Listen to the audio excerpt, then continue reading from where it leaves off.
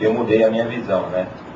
Porque frente à mídia, né, que o desarmamento era totalmente positivo e tal, né? Acha, por exemplo, o caso do MST, não acha, como se diz assim popularmente, um mal necessário, tirando as lideranças que estão radicalizando? Defesa da cidadania. Em primeiro lugar, nós temos que asseverar aqui que democracia é segurança do direito. Como advogado, eu afirmo, na minha casa, OAB, que não existe segurança do direito. Então nós não podemos estar falando em tese. Nós temos que apontar esses erros todos nas leis, mas a OAB também tem que se posicionar contra a ofensa à democracia que representa essa legislação injúria. A OAB, como instituição democrática, ela não pode deixar passar isso. Eu até compreendo que o Ministério Público tem um rigor seletivo. Eles são firmes na defesa do corporativismo e são absolutamente subservientes na questão da defesa da sociedade. Mas a OAB não pode. A OAB é o espírito da liberdade. E a OAB, eu como membro de uma das comissões da OAB, eu faço questão de asseverar aqui, nesse plenário, que a OAB tem que se posicionar contra as inconstitucionalidades em defesa da democracia. Muito obrigado. Por que o Movimento Sul da Paz não tem ninguém presente aqui, ou não teve, eu diria, a coragem de se manifestar? Porque, coincidentemente, há um pedido meu há 2 a 3 semanas atrás, junto a esta ordem de São Paulo, de pedido de controle da democracia quanto a este referendo. Eu sou um advogado jovem, não advogo, eu tenho outras atividades, mas tirei meu OAB, meu nome é Léo Botê, currículo como instrutor de tiro da Confederação Brasileira de Tiro, e não consigo ser instrutor em outra organização, porque nem a Polícia Federal, nem o Exército registram instrutor conforme a lei manda.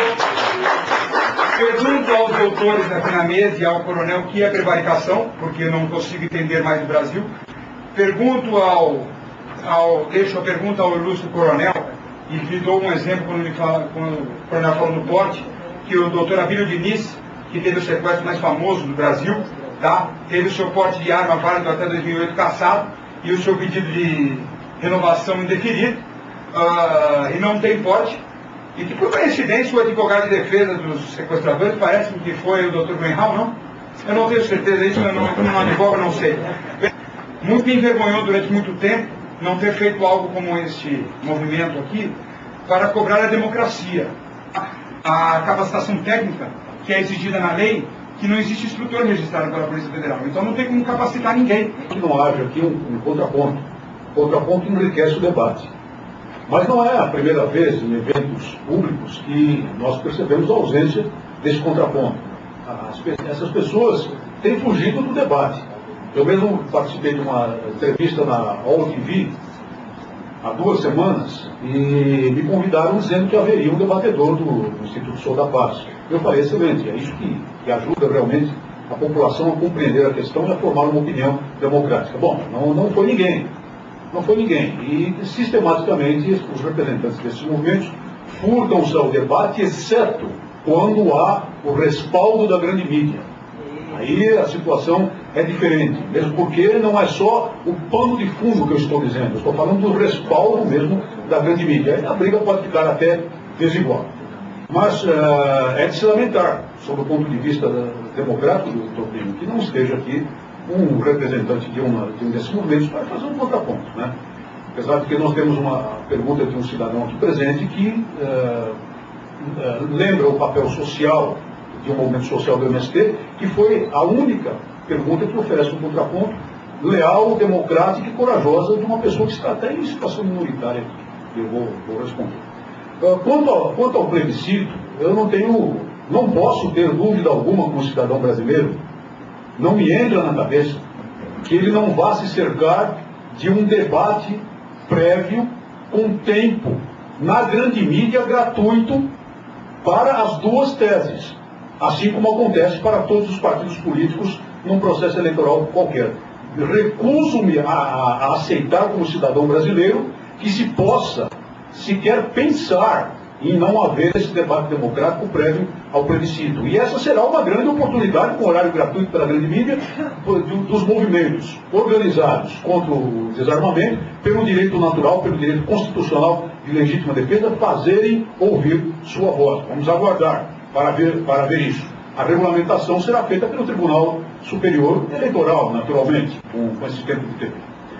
Com relação à questão da instrução, a própria legislação traz condições para o cidadão até comprar a arma. Condições que acabam sendo dificultadores absolutos para a compra de arma, como foi lembrado por um dos nossos debatedores aqui. Porque tem que ter preparo técnico. Muito bem, onde estão os cursos? Onde é que está o aparato técnico para oferecer esse preparo ao cidadão? Ou seja, a lei fica na declaração, ela declara o direito e não assegura as condições estruturais jurídicas do Estado ou de órgãos contratados pelo Estado, terceirizados pelo Estado, para fazer valer os direitos que ela supostamente assegura. De fato, as armas não disparam sozinhas, não produzem mortes sozinhas. De lembrar a fala de João Paulo II, do Papa João Paulo II, quando lembrou que os mísseis, espadas e armas de fogo não matam.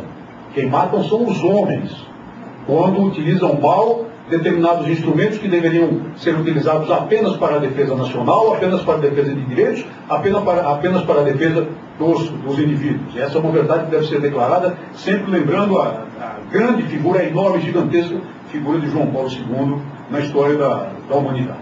No que se refere aos recursos arrecadados pelas determinações da lei, seja com registro, com porte, ou mesmo da campanha de desarmamento, existe previsão legal, sim. Existe. Não sabemos se ela está sendo cumprida. Mas existe no artigo 11, parágrafo 1º da lei, a previsão legal de que os recursos sejam destinados ao financiamento das atividades da Polícia Federal e do Comando do Exército. É o parágrafo 1º do artigo 11. Os valores arrecadados destinam-se ao custeio e à manutenção das atividades do SINARME, da Polícia Federal e do Comando do Exército no âmbito de suas respectivas responsabilidades. Então, previsão legal existe, eles não cometeram esse erro. Só que eu não sei, e ninguém sabe, porque falta transparência, se esses recursos estão sendo efetivamente aplicados assim. Ocorre que o MST deixou de ser um movimento social. Ele não aceita as normas constitucionais, não aceita as normas legais relacionadas com a reforma agrária. Ele atropela, ele invade propriedades, destrói bens nessas propriedades, se apropria de bens dessa propriedade, lesa fisicamente pessoas, mata pessoas, faz movimentos de massa que agridem a ordem democrática, arma-se. Costuma-se dizer que podão não é arma, não é. Foice não é arma, realmente não é mesmo. No entanto, quando brandidas ameaçadoramente por multidões e quando servem para degolar um soldado da Polícia Militar do Rio Grande do Sul em plena praça central de Porto Alegre, elas se tornam armas. Instrumentos agrícolas, inocentes instrumentos agrícolas, mas podem se tornar armas conforme o contexto e conforme a decisão de quem os manipula. E com relação, finalmente, a algumas das questões levantadas aqui pelo nosso debatedor, o caso do senhor Abílio Diniz e de outros membros de sua família é um caso bastante emblemático no que se refere ao que significa essa lei na prática. Porque não há dúvida nenhuma de que ele mesmo foi vítima direta do crime, exatamente por ser uma pessoa reconhecidamente dotada de muitos bens materiais. Em determinado momento da vida dele foi vítima de um dos crimes mais hediondos que podem existir e que agridem a consciência jurídica de qualquer pessoa, agridem a consciência nacional, que é o crime de extorsão mediante sequestro. Foi mantido em cativeiro durante muitos dias por uma quadrilha extremamente organizada que depois se apresentou como um movimento político, né? E tentou até obter os benefícios da legislação penal de segurança nacional, que seriam mais interessantes para eles naquela ocasião. E, no entanto, ele, cidadão brasileiro Abílio Diniz, independentemente de levar em consideração os bens que tenha, as suas raízes familiares, os seus negócios, cidadão brasileiro Abílio Diniz não teve direito ao porte de arma reconhecido. E fez a tentativa até mesmo no Supremo Tribunal Federal, segundo estou informado. Não teve esse direito. Será que ele, as pessoas da família dele, não são pessoas continuamente ameaçadas pelo crime? Eu não tenho dúvida alguma de que são. Assim como qualquer pessoa de posses hoje no Brasil é alvo potencial do crime organizado. Então, em não tendo sido reconhecido esse direito a uma pessoa que já sofreu na própria carne as agruras de um crime de extorsão mediante sequestro, sabe-se perfeitamente que a lei é apenas uma declaração, que ela não vale, ela não funciona, ela não atende o direito do cidadão.